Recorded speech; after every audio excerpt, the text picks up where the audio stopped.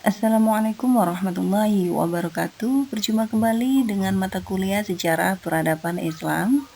Kali ini kita akan membahas mengenai perkembangan Islam pada masa Khulafaur Rasyidin atau Khalifah Rasyidah. Kita tahu bahwa Khalifah Rasyidah merupakan pemimpin atau khalifah pengganti Rasulullah di era klasik. Untuk lebih jauhnya, kita mengetahui bagaimana perkembangan sejarah peradaban Islam pada 4 khalifah, yaitu Abu Bakar, kemudian Umar bin Khattab, Utsman bin Affan, dan Ali bin Abi Thalib. Mari kita kupas satu persatu bagaimana pola kepemimpinan 4 khalifah ini di era klasik. Kondisi umat Islam pasca Rasulullah. Dalam Islam, memang tidak dijelaskan secara eksplisit bagaimana cara atau proses dalam pemilihan khalifah atau pemimpin.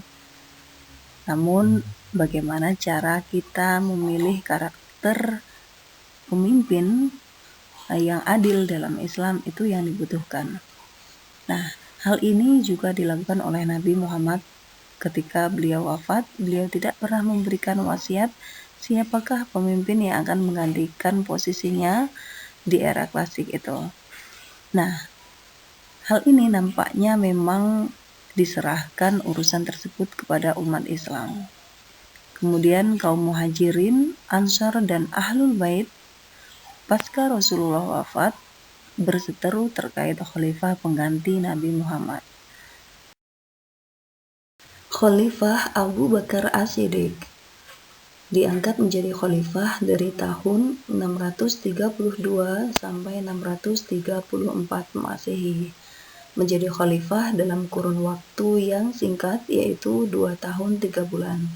Kemudian diangkat pada usia yang sudah senja, termasuk pada golongan as-sabiqunal awalun atau yang dikenal dengan orang-orang yang pertama kali masuk Islam. Kemudian diangkat pada tahun 632 sampai 634 Masehi atau 11 sampai 13 Hijriah di Madinah. Proses pengangkatan Abu Bakar sebagai khalifah.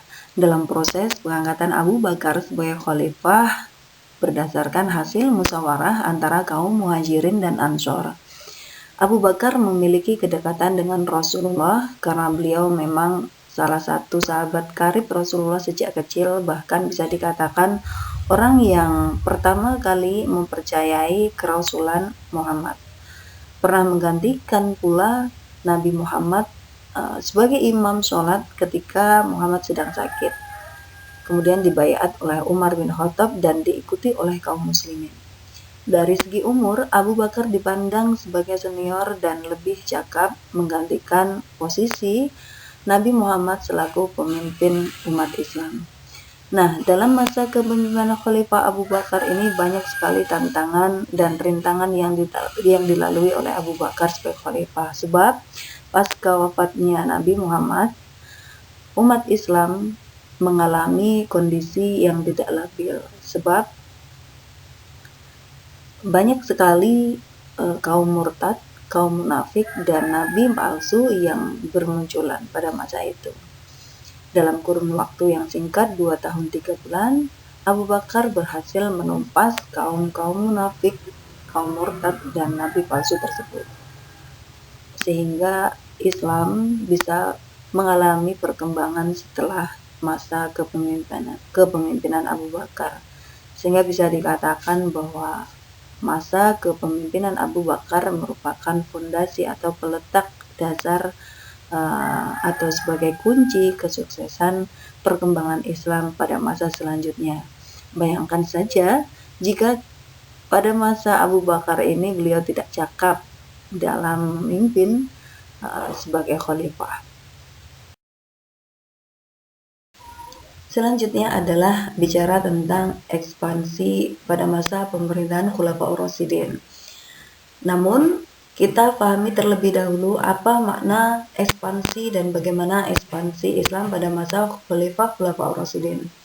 Sebenarnya Islam memiliki istilah sendiri, yakni futuhat, yang artinya pembebasan atau pembukaan. Pembukaan maksudnya membuka akal manusia dari kabut kekufuran Sedangkan pembebasan ialah membebaskan wilayah taklukan dari penjajahan pihak lain.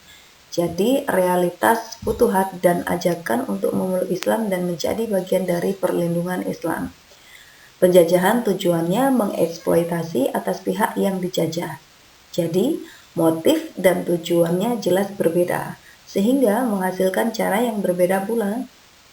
Penjajahan cenderung menghalalkan segala cara untuk meraih tujuan dan tidak heran jika penjajahan menghasilkan kerusakan bagi wilayah yang dijajah. Hal ini tentunya berbeda dengan Islam yang menjalankan perang atas dasar petunjuk dari Allah Subhanahu wa taala. Dan sebelum ekspansi akan ada aktivitas untuk mengajak wilayah ekspansi untuk memeluk Islam atau dakwah. Kalau rakyat pribumi tidak mau memeluk Islam, ia ditawari untuk masuk wilayah pemerintahan Islam seraya membayar jizyah.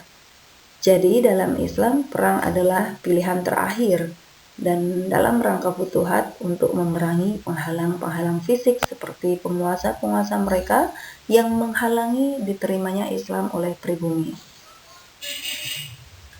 Setelah memahami hakikat ekspansi Islam, pembebasan pada masa Khulafaur Rasyidin merupakan pembebasan gelombang pertama dan gelombang kedua pada masa dinasti Bani Umayyah dan gelombang ketiga pada masa dinasti Bani Abbasiyah.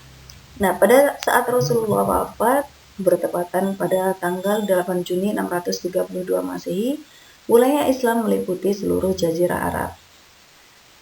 Usaha ekspansi keluar Jazirah Arab dilakukan oleh Khalifah pengganti Nabi, yaitu Abu Bakar As-Siddiq.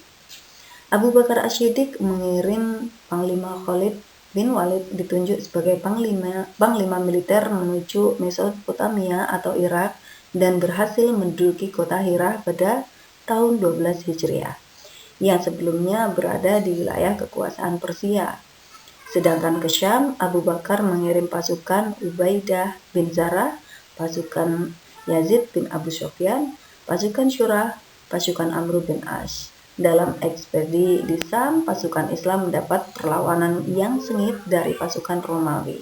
Lalu Abu Bakar mengirim Khalid bin Walid yang telah berhasil menaklukkan Hirah bergabung dalam pasukan muslimin dalam menaklukkan kota Syam, lalu berhasil menduduki Syam sebagai wilayah kekuasaan Islam dan diiringi dengan keberhasilan dalam menaklukkan Yerusalem.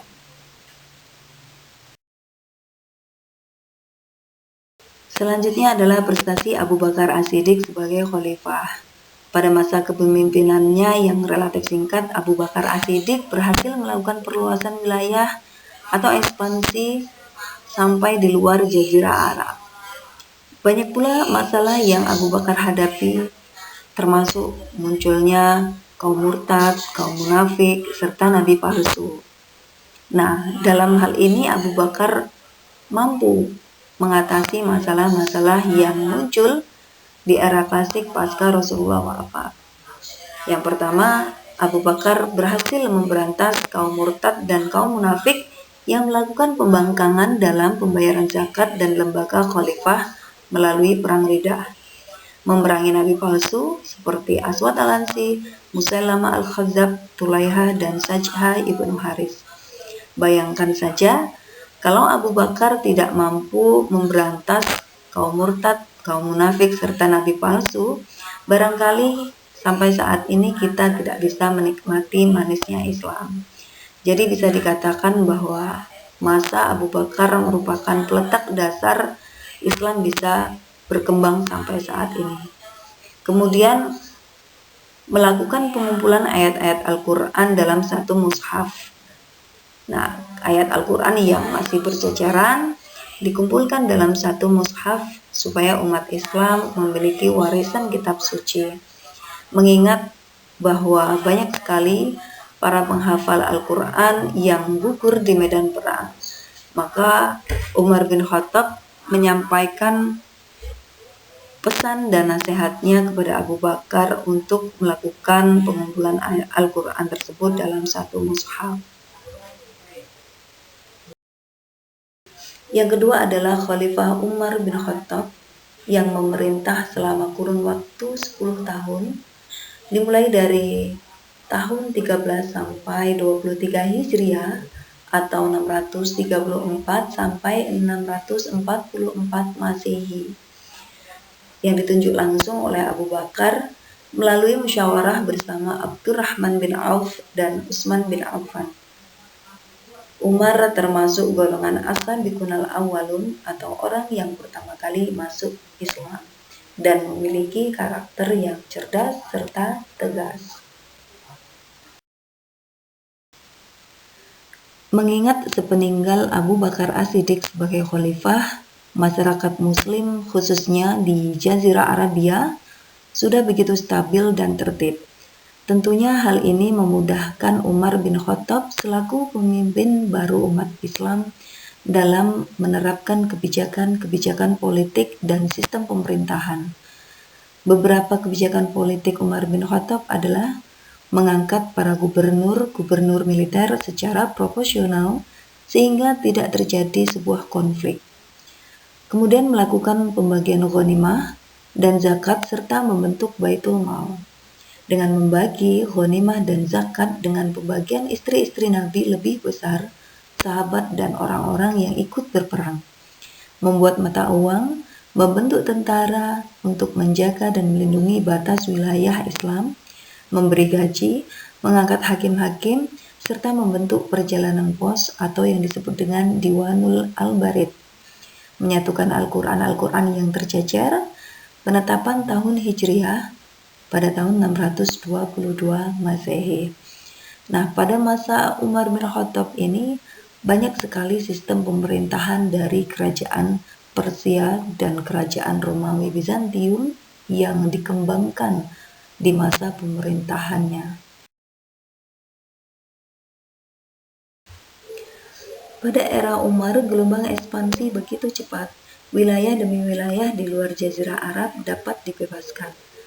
Pada tahun 14 Hijriah, pasukan Ubaidah bin Zarrah bersama Khalid bin Walid berhasil membebaskan kota Damaskus dari tangan kekuasaan Bizantium. Selanjutnya, dengan menggunakan Syam sebagai basis pangkalan militer, ekspansi diteruskan di Mesir di bawah pimpinan Amr bin Ash. Sedangkan wilayah Iran, Umar bin Khattab mengutus Sa'ad bin Abi Waqqas untuk menjadi pemimpin perang di sana. Di Mesir, pasukan Amr bin Ash berhasil merebut Alexandria, ibu kota Mesir di bawah kekaisaran Bizantium. Dan jatuhnya jantung Mesir pada pasukan Amr bin Ash dengan mudah menguasai seluruh wilayah Mesir dan menjadikan kota Fustat sebagai kota basis pasukannya. Di Irak, kota Qadisiyah dapat dikuasai pada tahun 15 Hijriah. Dari Qadisiyah inilah ekspansi Islam berlanjut hingga ke kota Madain atau Ctesifon, ibu kota Persia, hingga dapat dikuasai dan membuat Raja Persia saat itu kabur ke wilayah Persia lainnya yang belum terjangkau oleh kaum muslimin. Di Irak, Islam telah membebaskan Qadisiyah, Madain hingga ke Mosul pada tahun 20 Hijriah. Sampai 13 Hijriah di Madinah.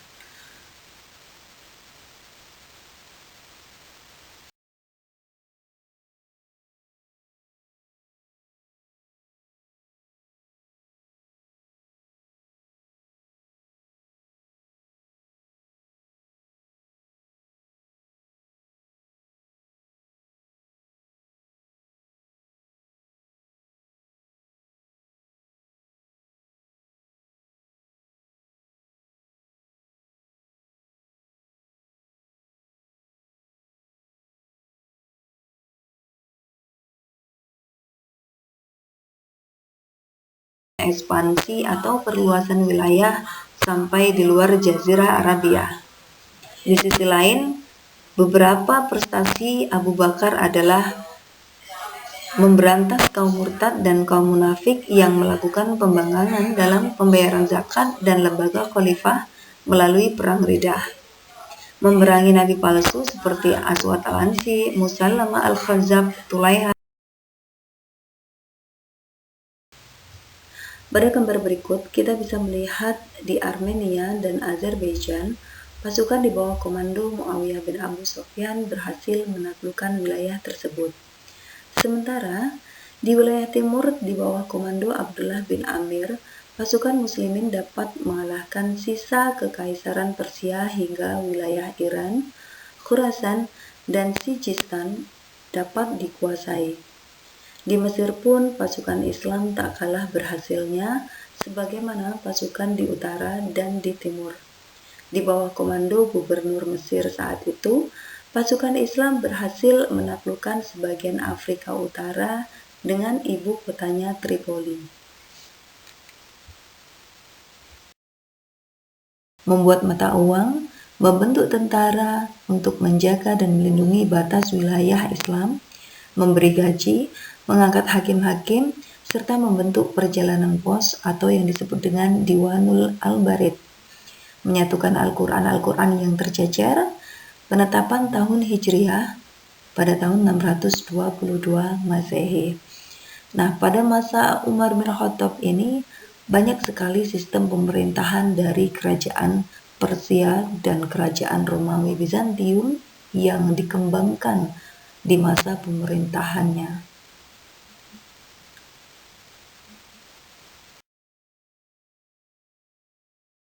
Yang terakhir adalah Khalifah Ali bin Abi Thalib yang memerintah dari tahun 656 sampai 661 Masehi. Ali dibaiat oleh Talhah, Zubair, dan Sya'ad. Kebijakan Ali menarik kembali tanah hibah yang dibagikan oleh Utsman bin Affan kepada kerabatnya ke dalam pemilikan negara, mengganti para gubernur yang tidak disenangi oleh rakyat semasa Utsman menjabat, menata kembali Baitul Mal. Pada masa pemerintahan Khalifah Ali bin Abi Thalib dinilai penuh dengan problematik, sebab ketika Utsman menghadapi kekisruhan politik dalam negeri hingga ia wafat terbunuh oleh pemberontak pada tahun 35 Hijriah, Ali bin Abi Thalib pun naik sebagai khalifah keempat. Namun, suhu kekhalifahan di masa Ali bin Abi Thalib menjabat sebagai khalifah semakin meninggi akibat dari buntut terbunuhnya Utsman bin Affan, sehingga terjadilah berbagai pemberontakan dan terjadi perang saudara antara kubu Ali dan kubu Muawiyah bin Abu Sufyan yang dikenal dengan Perang Siffin dan berakhir dengan arbitase atau hasil damai. Selain itu juga terdapat perang saudara, yakni Perang Jamal melawan Tolhah, Zubair, dan Aisyah. Kondisi kekacauan di masa Ali membuat terkurasnya kekuatan militer untuk menumpas pemberontakan, sehingga gelombang wilayah Islam pun terhenti untuk sementara waktu.